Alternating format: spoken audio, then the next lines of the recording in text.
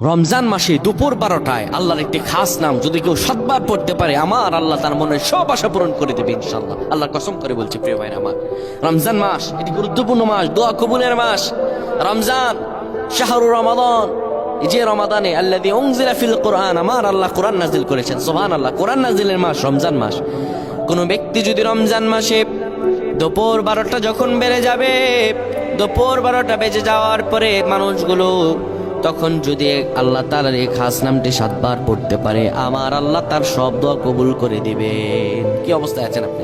সন্তান কথা শুনছে না, বিদেশে যাচ্ছেন কিন্তু যেতে পারতেছেন না, কোনো আয় উন্নতি নেই, ইনকাম যা করেন তার চেয়ে আরো বেশি খরচ হয়ে যায়, বিপদের পর বিপদ, আপনি বিপদ থেকে উঠতে পারতেছেন না। এই আমলটা করেন, এই আমলটা করেন আজকে, আল্লাহ তাআলা আপনাকে ফলাফল দান করে দেবে ইনশাআল্লাহ। সপ্তাহখানেক আপনি ফলাফল পাবেন ইনশাআল্লাহ।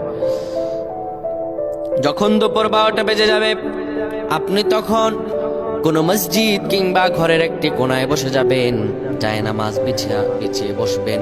এরপরে আপনি 10 বার দুরূদ শরীফ পড়বেন। এরপরে আপনি 7 বার পড়বেন আর রহমান আর রহমান আর রহমান।